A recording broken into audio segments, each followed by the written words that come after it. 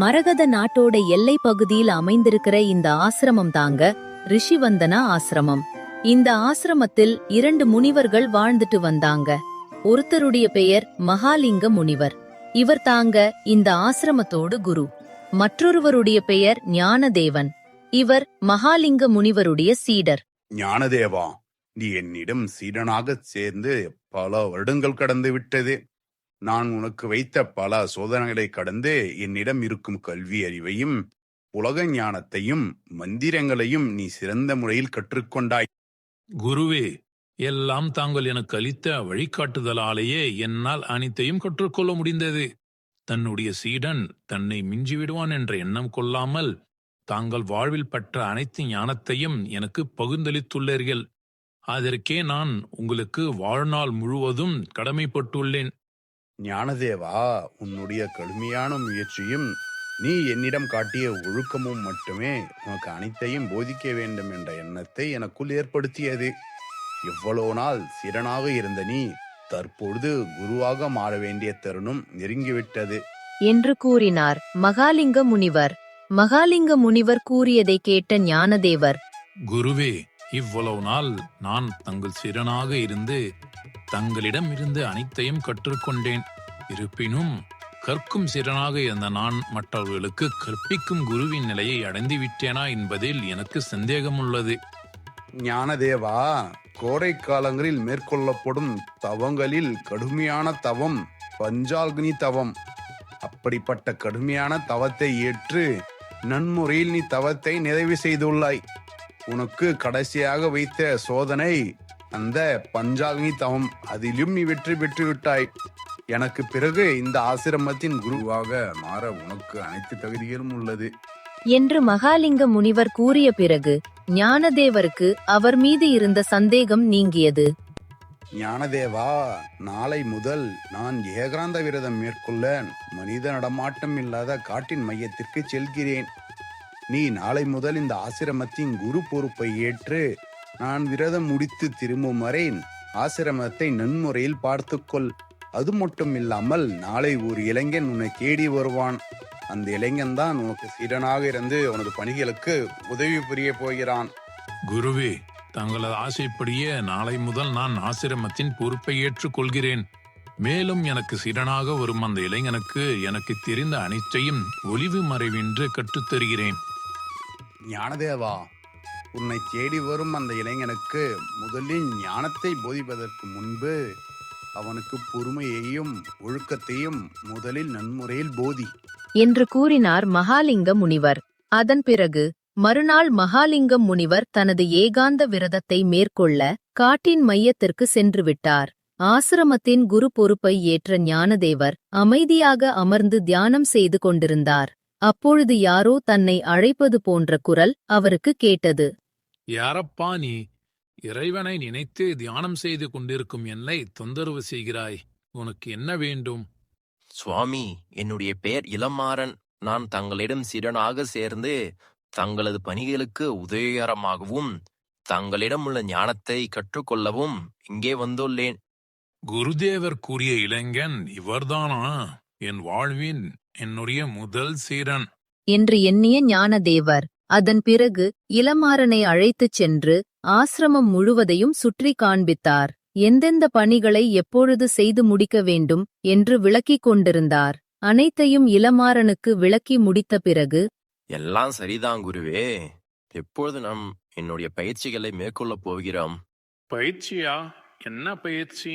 நீ எதை பற்றி கூறுகிறாய்? எனக்கு ஒன்றும் புரியவில்லை. அதுதான் குருவே, ஒரு இடத்தில் மறைந்து வேறு இடத்தில் தோன்றுவது, வெறும் கைகளில் தீயை உருவாக்குவது, காற்றில் மிதப்பது, தண்ணீரில் நடப்பது, இதற்கான பயிற்சிகள் தான் குருவே என்று கூறினான் இளமாறன். இளமாறன் கூறியதைக் கேட்ட ஞானதேவர்,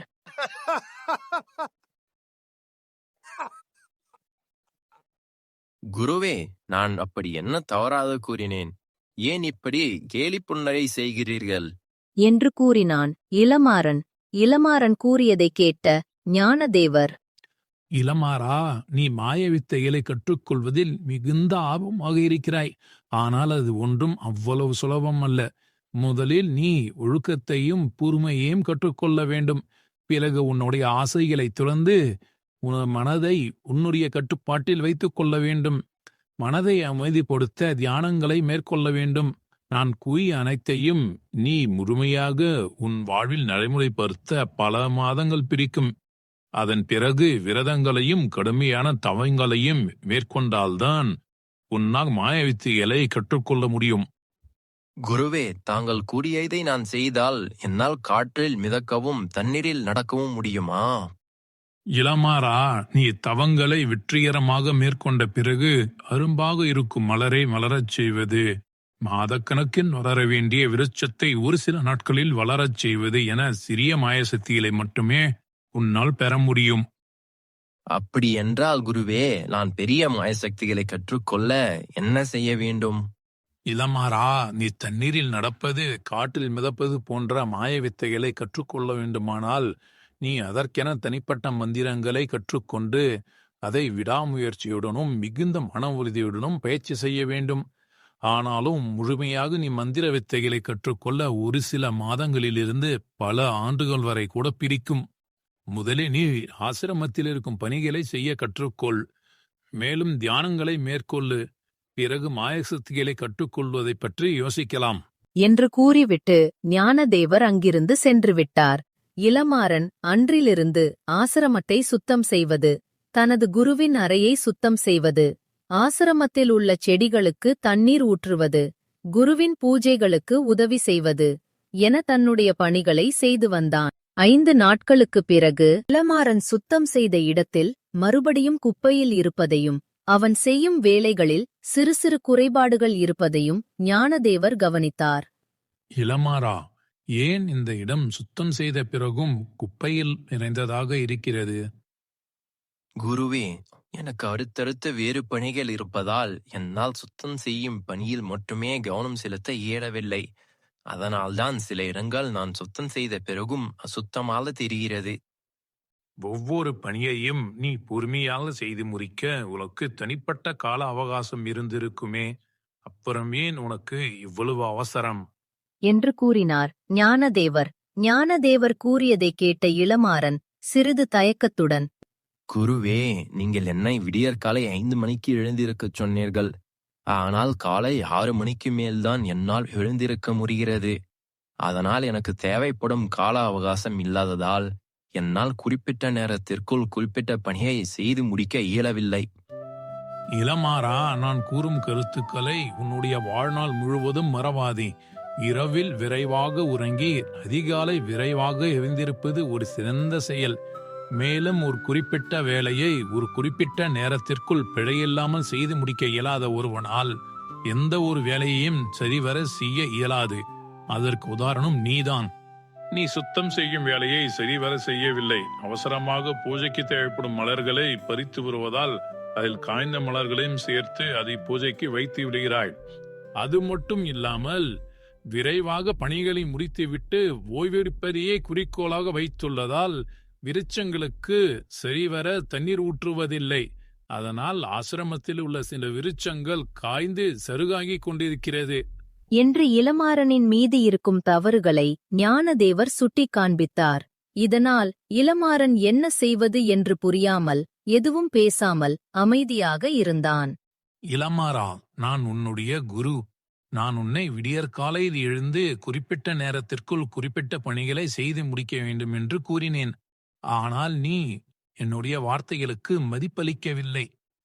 என்னுடைய வார்த்தைகளுக்கு மதிப்பளிக்கவில்லை என்றால் என்னையும் குருவாக மதிக்கவில்லை என்றுதான் அர்த்தம். முழு மனதோடு என்னை நீ குருவாக ஏற்று என் வார்த்தைகளுக்கு மதிப்பளிக்கும் வரை ஒரு மாணவனாக உன்னால் எதையும் கற்றுக்கொள்ளவும் முடியாது. ஒரு குருவாக நான் உனக்கு எதையும் கற்றுத்தரப் போவதும் கிடையாது என்று கோபமாக கூறிவிட்டு ஞானதேவர் சென்று விட்டார். அதன் பிறகுதான் இளமாறனுக்கு தான் என்ன தவறு செய்தோம் என்பதே புரிந்தது. அன்றிலிருந்து ஞானதேவர் இளமாறனிடம் எதுவும் பேசுவதில்லை. ஆனால் இளமாறன் தன்னுடைய தவறை உணர்ந்து அன்றிலிருந்து விடியற்காலையில் எழுந்திருப்பது, குறிப்பிட்ட நேரத்திற்குள் குறிப்பிட்ட பணியை பிழையில்லாமல் செய்து முடிப்பது, மேலும் தியானங்கள் மேற்கொள்வது, தன் குருவின் சொல்லை தட்டாமல் நடப்பது என வாழ ஆரம்பித்தான். இளமாறன் செயல்களைக் கண்டு மகிழ்ச்சி கொண்டார் ஞானதேவர். இளமாறன் ஒழுக்கத்தை கற்றுக்கொண்டான் என புரிந்தவுடன் அவனிடம் பேசத் தொடங்கினார். மேலும் அவனுக்கு சில விரதங்களை மேற்கொள்ளவும் கற்றுக் கொடுத்தார். அது மட்டுமில்லாமல் சிறு சிறு மாய வித்தைகளையும் ஞானதேவர் கற்றுக் கொடுத்தார். இப்படியே ஒரு 3 மாதங்கள் கடந்தன. அச்சச்சோ, நான் என்ன காரியம் செய்து விட்டேன்? இந்த பானை நம் குருதேவருடைய குருவான மகாலிங்க முனிவருக்கு சொந்தமானது. இதை மகாலிங்க முனிவருக்கு அவர் குரு பரிசாக அளித்தது. இதை அவர் பொக்கிஷம் போல் பாதுகாக்கிறார் எனவும், இந்த பானை உள்ள இடத்தை சுத்தம் செய்யும் பொழுது கவனமாக சுத்தம் செய்ய வேண்டும் எனவும் குருதேவர் கூறியிருந்தார். தவறுதலாக என் கைப்பட்டு இந்த பானை கீழே விழுந்து உடைந்து விட்டது. இப்போது நான் என்ன செய்வது என்று பதற ஆரம்பித்தான் இளமாறன். அப்பொழுது பானையுடையும் சத்தம் கேட்டு அந்த இடத்திற்கு ஞானதேவர் வந்தார். அவர் உடைந்த பானையையும் பதத்தத்துடன் இருக்கும் இளமாறனையும் ஒரு கணம் பார்த்தார். குருவே, என்னை மன்னித்து விடுங்கள். தவறுதலாக கைப்பட்டு இந்த பானை உடைந்துவிட்டது. நான் வேண்டுமென்றே இந்த பானையை உடைக்கவில்லை. பானையை உடைத்ததற்கு தாங்கள் என்ன தண்டனை கொடுத்தாலும் நான் ஏற்றுக்கொள்கிறேன் என்று பதட்டத்துடன் கூறினான் இளமாறன். இளமாறன் கூறியதைக் கேட்ட ஞானதேவர் எதுவும் பேசாமல் தன் கண்களை மூடி மந்திரத்தை உச்சரித்தார். அடுத்த கணமே உடைந்து சிதறி கிடந்த பானை ஒன்றாக சேர்ந்து மறுபடியும் பழைய நிலைக்கு திரும்பியது. பழைய நிலைமைக்கு திரும்பிய பானையை பத்திரமாக எடுத்து அது இருந்த இடத்திலேயே வைத்துவிட்டு சென்றுவிட்டார் ஞானதேவர். இது அனைத்தையும் பார்த்து கொண்டிருந்த இளமாறன் ஆச்சரியத்தில் உறைந்து போனான். இளமாறன் தவறுதலாக பானையை உடைத்தான் என புரிந்து கொண்ட ஞானதேவர் அவன் மீது கோபம் கொள்ளாமல் எப்பொழுதும் போல் அவனிடம் சகஜமாக நடந்து கொண்டார். இதனால் இளமாறனும் சகஜ நிலைக்கு திரும்பினான். ஆனால் தன் குருதேவர் தன் முன்னே செய்து காண்பித்த மாய வித்தையை பார்த்து அவனுக்கும் மாய வித்தைகளை கற்றுக்கொள்ள வேண்டும் என்பதில் ஆர்வம் மிகுதியாயிற்று. இதனால் அப்பப்போ ஞானதேவரிடம் மாய வித்தைகளை கற்றுத்தரச் சொல்லி கேட்பான் இளமாறன். ஆனால் ஞானதேவர் அதை மறுத்துவிடுவார். ஒருநாள் ஞானதேவர் அமைதியாக அமர்ந்து தியானம் செய்து கொண்டிருந்தார். அப்பொழுது எதிரே இளமாறன் அமைதியாக வந்து அமர்ந்தான். இளமாறனின் வரவை உணர்ந்த ஞானதேவர் கண் விழித்து உனக்கு என்ன வேண்டும் என்று வினவினார். குருவே, எனக்கு நீரின் மீது நடக்கும் மாய வித்தைக்கான மந்திரத்தை மட்டும் கற்றுக் கொடுங்கள். அதற்கு மேல் நான் தங்களை வேறு எதுவும் கேட்டு தொந்தரவு செய்ய மாட்டேன் என்று கூறினான் இளமாறன். இளமாறன் கூறியதைக் கேட்ட ஞானதேவர், இளமாறா, நீ நீரின் மீது நடக்கும் வித்தையை கற்றுக்கொள்ள மந்திரம் மட்டும் போதாது, அதற்கு தவ வலிமையும் வேண்டும். குருவே, தவ வலிமையை விட நான் தங்கள் மீது வைத்துள்ள நம்பிக்கையின் வலிமை அதிகம். அதனால் தயவு கூர்ந்து எனக்கு நீரின் மீது நடக்கும் மந்திரத்தை மட்டும் கற்றுக் கொடுங்கள் என்று கேட்டான் இளமாறன். ஆனால் ஞானதேவர் இளமாறனின் கோரிக்கையை மறுத்துவிட்டார். இதனால் ஏமாற்றம் அடைந்த இளமாறன், குருவிற்கு எனக்கு மந்திரங்களை சொல்லித் தருவதில் விருப்பமில்லை போல, அதனால்தான் ஏதேதோ காரணம் கூறி தட்டி கழிக்கிறார். நான் ஆசிரமத்திற்கு வந்த ஆரம்ப காலத்தில் சிறிது ஒழுக்க குறைபாடாக இருந்ததை குரு மனதில் வைத்துதான் இப்படி நடந்து கொள்கிறார் என்று எண்ணி இளமாறனின் முகம் வாடத் தொடங்கியது. இளமாறனின் முகம் வாடத் தொடங்கியதை கவனித்த ஞானதேவர் அவன் மனதில் ஓடும் எண்ணத்தை அவன் கூறாமலே புரிந்து கொண்டார். அதனால் இளமாறனுக்கு நீரின் மீது நடக்கும் மந்திரத்தை கற்றுக் கொடுக்க முடிவு செய்து அவனுக்கு மந்திரத்தையும் கற்றுக் கொடுத்தார். இளமாறனுக்கு நான் பாதி மந்திரத்தை மட்டுமே கூறியுள்ளேன். மீதமுள்ள மந்திரத்தை நான் கூறவில்லை. இளமாறன் முதலில் இந்த பாதி மந்திரத்தை நல்ல முறையில் பயிற்சி செய்தால் அதன் பிறகு மீதமுள்ள மந்திரத்தை நான் இளமாறனுக்கு கூறுவேன் என்று எண்ணினார் ஞானதேவர். ஆனால் இளமாறன் குருதேவர் தனக்கு நீரின் மீது நடப்பதற்கான மந்திரங்களை முழுமையாக கற்றுத் தந்துவிட்டார் என எண்ணி மிகுந்த மகிழ்ச்சியுடன் தினமும் தனது பணிகளை முடித்துவிட்டு மாலை நதிக்கரையில் அமர்ந்து மந்திரங்களை பயிற்சி செய்ய ஆரம்பித்தான். இப்படியே அடுத்தடுத்த மாதங்கள் சென்றது. இருப்பினும் இளமாறன் நீரின் மீது நடக்கும் மாயவித்தையை கற்றுக்கொள்ளவில்லை. ஆனால் அவன் நம்பிக்கையை விடாமல் தொடர்ந்து முயற்சி செய்து கொண்டே இருந்தான். 3 மாதங்கள் பிறகு ஒருநாள் ஞானதேவர் மாலை நேரத்தில் அமைதியாக தியானம் செய்து கொண்டிருந்தார். அப்பொழுது அவருக்கு ஒரு விஷயம் நினைவிற்கு வந்தது. நான் என்ன காரியம் செய்துவிட்டேன்? இளமாறனுக்கு பாதி மந்திரத்தை மட்டும் கூறிய நான் இவ்வளவு நாட்களாகியும் மீதமுள்ள மந்திரத்தை கூற மறந்துவிட்டேன். பாதி மந்திரத்தை அவன் எவ்வளவு பயிற்சி செய்தாலும் அவனுக்கு பலன் கிடைக்காது. நான் செய்த காரியம் எவ்வளவு பெரிய தவறு! இன்றே மீதமுள்ள மந்திரத்தை இளமாறனுக்கு நான் கற்றுக் கொடுத்தே ஆக வேண்டும் என்று எண்ணி நதிக்கரைக்கு அவசரமாக சென்று இளமாறனை பார்த்தார். அப்பொழுது அவர் கண்ட காட்சி அவருக்கு மிகப்பெரிய ஆச்சரியத்தை ஏற்படுத்தியது. காரணம், இளமாறன் தரையில் நடப்பது போன்று சாதாரணமாக நீரின் மீது நடந்து கொண்டு இருந்தான்.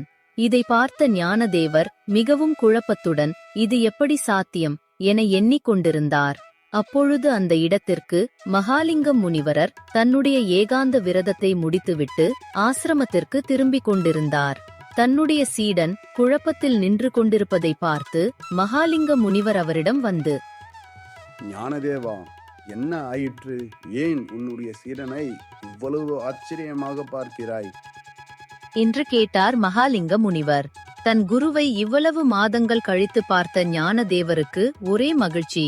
அதன் பிறகு தன் குருவிற்கு தன் வணக்கத்தை தெரிவித்துவிட்டு நடந்த அனைத்தையும் தன் குருவிடம் கூறினார். ஞானதேவர், குருவே, நான் தவம் ஏற்று தாங்கள் எனக்கு முழு மந்திரத்தை கற்றுக் கொடுத்த பிறகும் நான் நீரின் மீது நடக்கும் வித்தையை கற்றுக்கொள்ள 1 வருடத்திற்கு மேலாகியது. ஆனால் நான் இளமாறனுக்கு பாதி மந்திரத்தை மட்டுமே கற்றுக் கொடுத்தேன். பாதி மந்திரத்தை கற்றுக்கொண்ட இளமாறன் எப்படி ஒரு சில மாதங்களிலே நீரின் மீது நடக்கும் மாய வித்தையை கற்றுக்கொண்டான் என எனக்கு ஒன்றும் புரியவில்லை என்று கூறினார் ஞானதேவர். ஞானதேவர் கூறியதை கேட்ட மகாலிங்க முனிவர் புன்னகை முகத்துடன், ஞானதேவா, நீ தவமேற்று முழு மந்திரம் தெரிந்த பிறகும் ஒவ்வொரு முறையும் நதிக்கரையில் மந்திரத்தை உச்சரித்து நீரில் இறங்கும் பொழுது குரு கூறிய மந்திரங்கள் வேலை செய்யுமா, இல்லை நான் தண்ணீரில் மூழ்கி விடுவேனா என ஒரு சந்தேகத்துடனே நீரில் இறங்கினாய். ஆனால் உன்னுடைய சீடன் பாதி மந்திரம் மட்டுமே தெரிந்தாலும் எந்தவித சந்தேகமும் கொள்ளாமல் முழு மனதோடு பயிற்சி செய்தான். ஒவ்வொரு முறை அவன் நீரில் மூழ்கும் பொழுதும் தன்னுடைய குரு தனக்கு சரியான மந்திரத்தை கற்றுத் தந்தாரா இல்லையா என எண்ணாமல், நான் மந்திரத்தை சரியாக பயிற்சி செய்யவில்லை, அதனாலே நீருக்குள் மூழ்குகிறோம் என எண்ணி மேலும் கடுமையாக பயிற்சி செய்தானே தவிர குருவான உன் மீது அவன் எல்லளவும் சந்தேகம் கொள்ளவில்லை. ஒரு சீடன் தன் குரு மீது வைத்த அதீத நம்பிக்கையை பார்த்த இயற்கை தானாகவே அவனுக்கு நீரின் மீது நடக்கும் சக்தியை பரிசாக தந்துள்ளது. மகாலிங்கம் முனிவர் கூறியதை கேட்ட ஞானதேவருக்கு அப்பொழுதுதான் தான் செய்த தவறு என்ன என்பது புரிந்தது. அன்றிலிருந்து தன்னுடைய சீடனான இளமாறனுக்கு ஒளிவு மறைவின்றி அனைத்தையும் கற்றுக் கொடுக்க ஆரம்பித்தார் மகாலிங்கம் முனிவர். இளமாறனும் தனது குருவுக்கு தன்னுடைய ஒழுக்கத்தையும் தன்னுடைய நம்பிக்கையும் நிரூபித்து அனைத்தையும் சிறந்த முறையில் கற்றுக்கொள்ள ஆரம்பித்தான்.